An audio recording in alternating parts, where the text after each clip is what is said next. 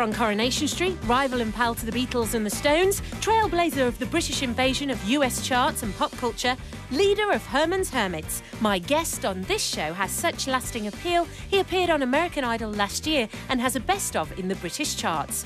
Musician, singer, actor and top bloke, Peter Noone.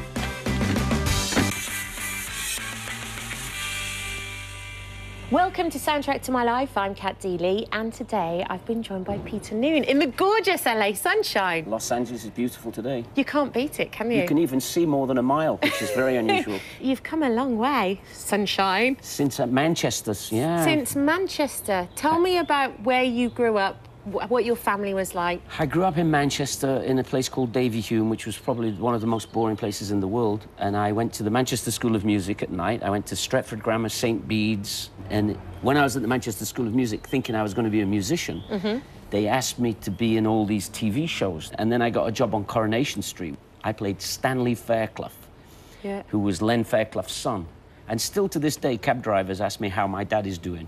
So, did your parents encourage your kind of showbiz aspirations?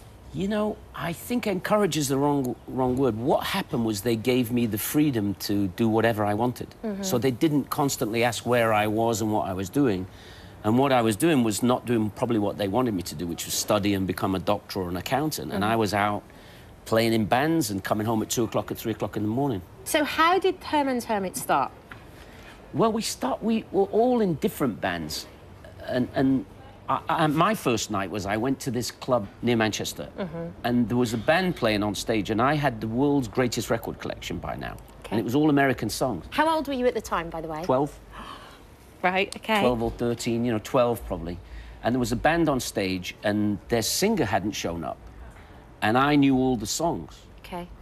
And they said, come up and sing a song. And I got up and sang a song. I remember the guy who hadn't shown up was called Malcolm Lightfoot. Well, they didn't ask him to show up anymore. I became the new singer from this band, and they were called the Heartbeats. And after about 2 weeks, I changed it to Pete Novak and the Heartbeats. Was that your stage name? Yeah, Pete Novak. My real name was Peter Blair Dennis Bernard Noone. So that wouldn't really just rolls fit off the on tongue. it wouldn't fit on anything. And bit by bit we played, and we were really, I remember we were really, really bad. We weren't even good enough for my taste. You know what I mean? And bit by bit, we slowly evolved into kind of an unusually good local band. And at the beginning of 1963, we saw the Beatles, and they looked like stars. They were boys, and they looked like stars. They were completely the most enthusiastic foursome you ever saw in your life. And we were gobsmacked. We were completely... Now we knew we had to really work every day. And then we went to all the guys in the band and said, if you don't want to be in the band full-time, like if you want to carry on with your job at the post office telephone engineer, you're out of the band. One guy was a hairdresser. He quit the hairdresser's job. Well, you know, I had no job. I was at school, but I didn't show up at school. Yeah. And it was, we would work. Yeah. And so you all kind of pulled your socks up and went and practiced and practiced? Yeah, we really got to work. I mean, it was quite amazing because I don't think people realise how hard a band has to work before they're even considered by a label. You were only 15 at the time, so did you find the whole process difficult? It wasn't difficult for us because we didn't have any other options. And I think that's what the people who make it are the persistent people, you know, because everybody's got a shot. Everybody has an equal shot. But some people get listening to... Like, a couple of the guys dropped out because their mums or their girlfriends said, you know, you can make £100 a week in the mall selling flowers. Yeah. Do you know what I mean? Yeah, you don't want to be with him. What does Peter Noone know? He doesn't know. And I just kept dragging these people along. Come on, we can make it, we can make it. Woke up this morning feeling fine, 'cause there's something special on my mind. Last night I met a new girl in the neighborhood. Oh, yeah. Something tells me I'm into something good. Something tells me I'm into something. She's the kind of girl who's not too shy, and I can tell I'm her kind of guy, 'cause she danced close to me like I hoped she would. She danced with me like I hoped she would. Something tells me I'm into something good. Something tells me I'm into something. We only danced for a minute or two, and then she stuck close to me the whole night through. Can I be falling in love? She's everything I've been dreaming of. She's everything I've been dreaming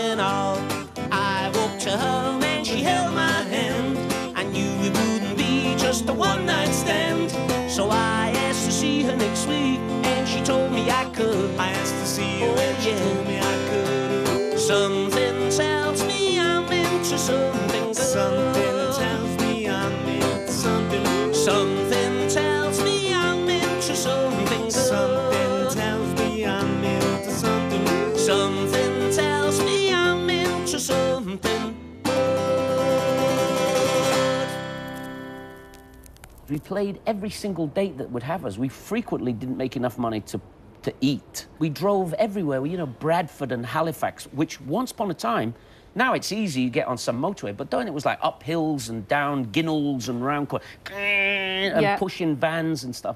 And we worked our asses off for a couple of years to get the band to the point that people even considered us of being of any worth at all, because there were millions of bands. Everybody I knew was in a band. Yeah. You know, we got our name in the place where we rehearsed because the guy who was working in the place I said, look at this, I look just like Buddy Holly, and I put these, like, horn-rimmed glasses on. But there's somebody else that you used to look, that everybody used to say that you look like as well. Mick Jagger, right? Well, he's my dad, so that's my mother's Elton John.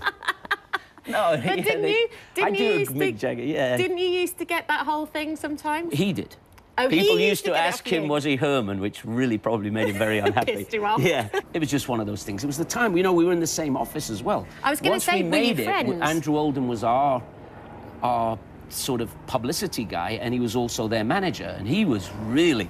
I mean, because he was trying to say, you know, the Stones are going to be like these naughty boys of rock and everything, and what we're going to do is we're going to make you the good guys of rock. I said, well, we don't have to really act at that. We're actually pretty nice people. Yeah. And we'll be OK at that. So it kind of made you the antithesis of the Stones. Yeah, which I thought was great fun. It was great fun when we got to America because the Stones were having all this trouble, like they couldn't sing this song on the Ed Sullivan Show, and we'd walk in and we were going, Mrs. Brown, you've got to... Everybody thought, well, Ed, come on, let's have Herman's Hermit. You know, it was like, they opened all the doors. The Beatles opened the musical doors, and then we were the anti-Stones, which was really great.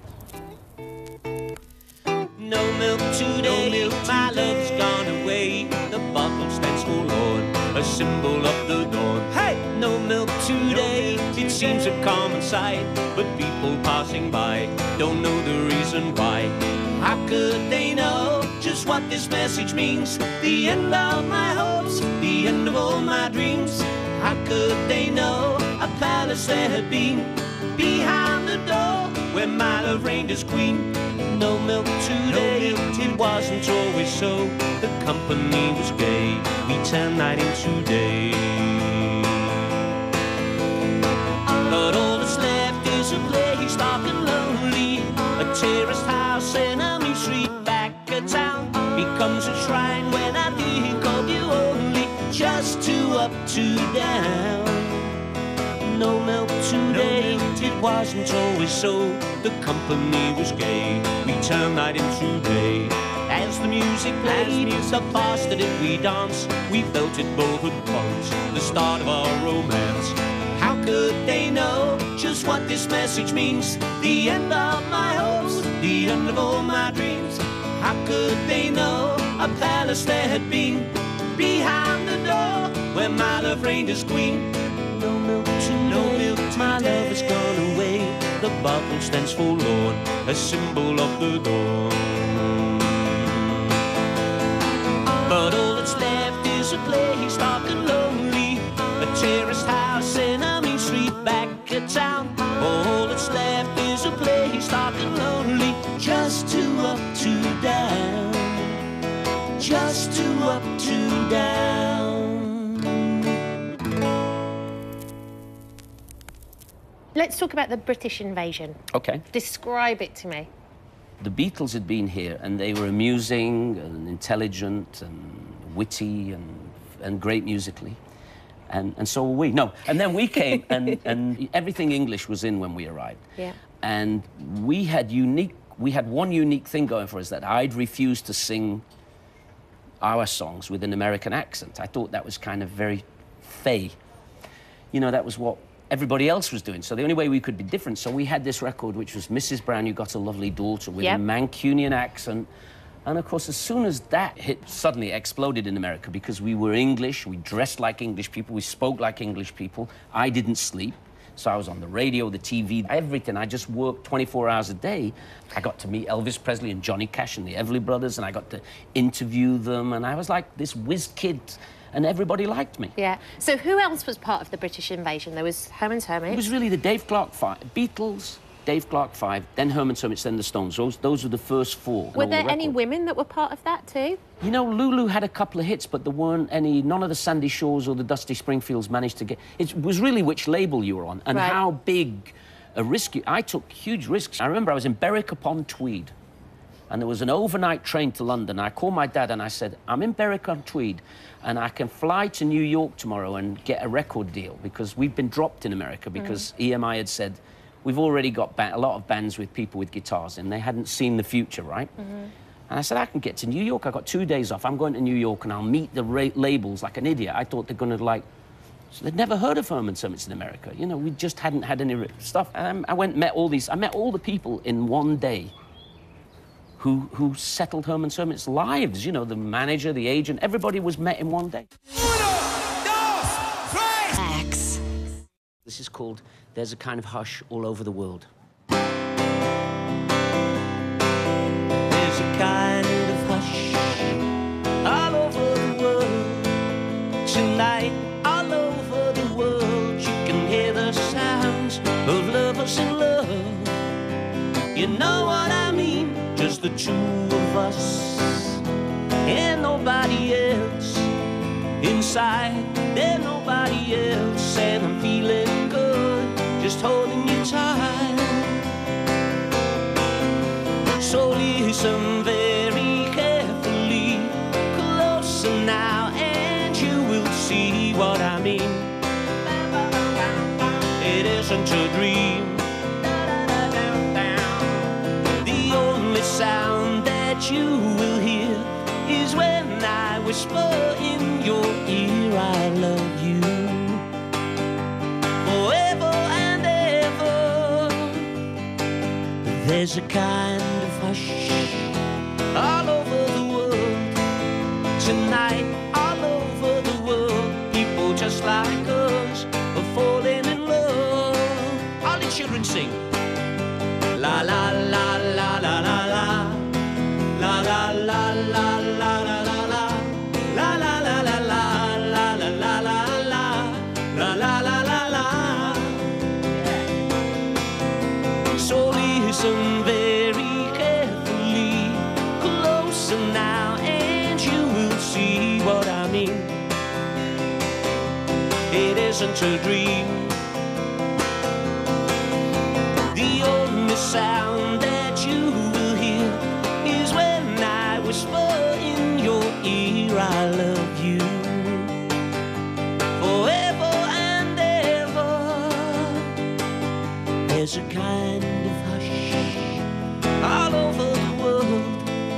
Tonight, all over the world, people just like us are falling in love.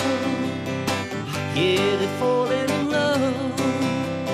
Hush, they're falling in love. Hush. So, teenage boy from Manchester in London in the 60s. Yeah? Describe it for me. Well, I got there quickly. You know, I wasn't really a big fan of living with my grandmother in Manchester, so any opportunity, I would sometimes, like, for example, I would meet the Stones on Ready, Steady, Go, and I would say, what are you doing tonight? And they said, well, we're going back to London. And I'd say, can I come with you? And they would like, OK. And they had this big American car, and they had this guy called Reg King who was a driver, and they were good fun, the Stones. I bet they were. I would go out with them, you know, and, Yeah. and they were different from the people that I'd grown up with. They were completely different. They were much more fun and musical. You know, they had a different world that they lived in. And I would go to London, and John Lennon would buy me drinks at the Ad Lib. He'd say, get the 2 Cokes and I'll get the 2 Bacardis. and that's how it went. Yeah. Because I was a kid. Yeah. I became friends with Eric Burden. I met my wife at a we both went to see Jimi Hendrix at a club called the Bag of Nails. And he wasn't there that night, but we were there and we met. And And you've been married ever since? 40 years. Wow. Yeah. How do you juggle that? How do you juggle having a family life and doing all this stuff as well? You know, I got really good advice when I was a kid. Paul McCartney once said, you know, you've got to make sure that while you're having all this... I was very, very famous for like a year. I sold more records than the Beatles in '65. Yeah.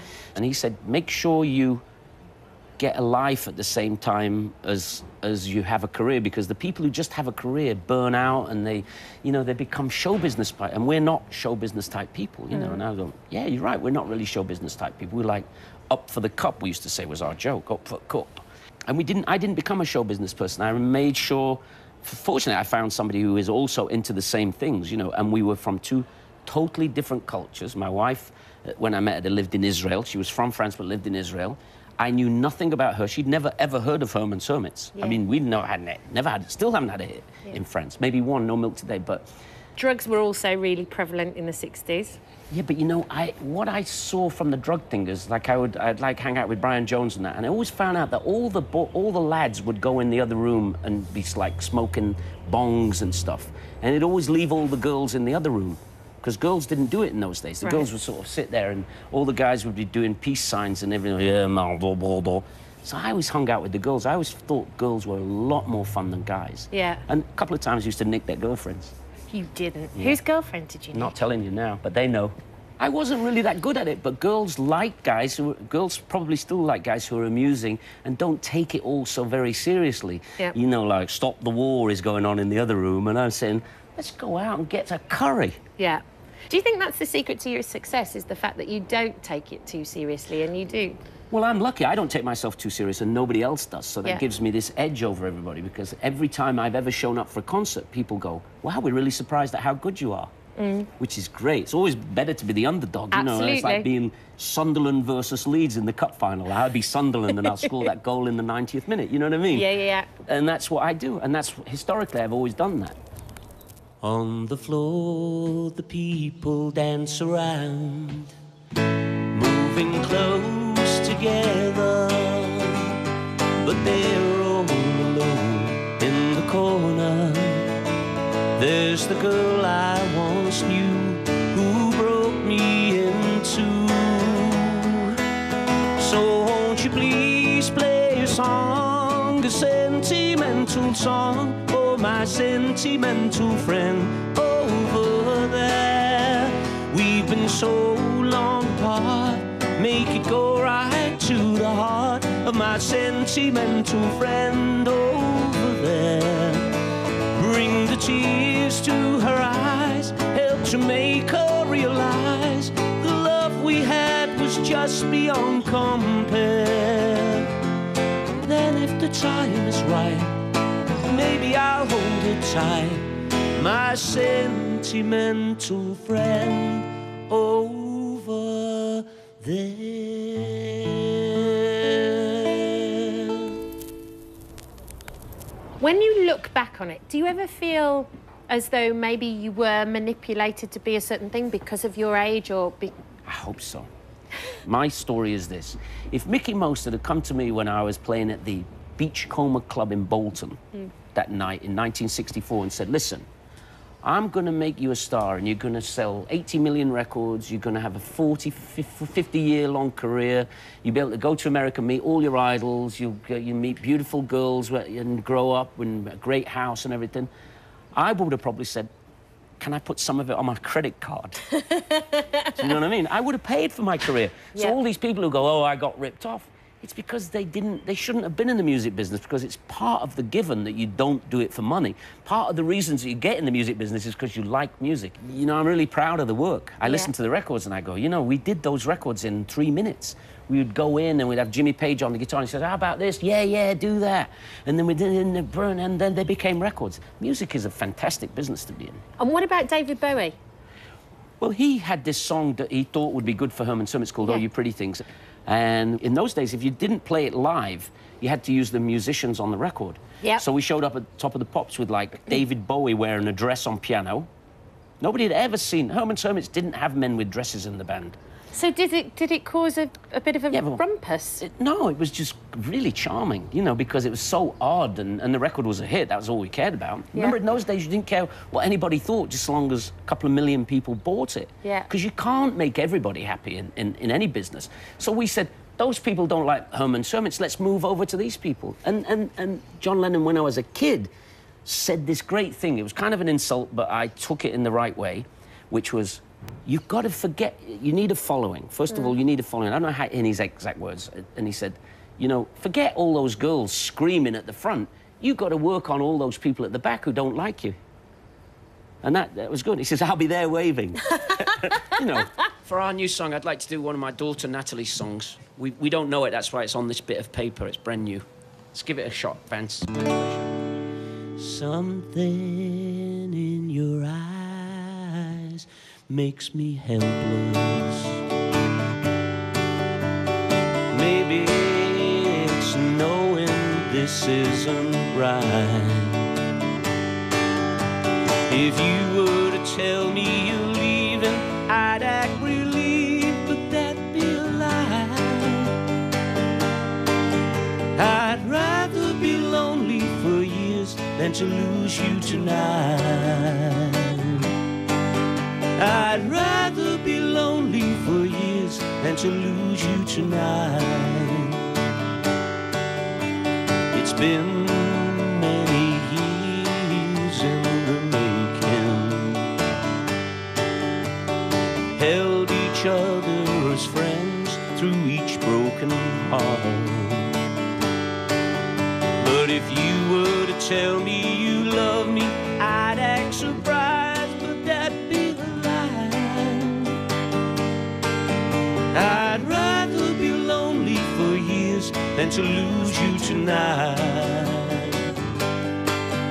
I'd rather be lonely for years than to lose you tonight. Tell me I'm wrong. This isn't the end. A dangerous situation. Am I your lover or your friend? I'd rather be lonely. What were you nervous about today? You just never know how these things are going to go. I'm always a little bit nervous for everything, which they say is a good thing. I think that's adrenaline, though. I go, oh, I hope I don't waffle, you know, because I'm famous for, like, waffling on and not getting to the point. Look at these guys, they've all fallen asleep. Oh, bloody hell, I never even heard of Herman's Hermits. And cut.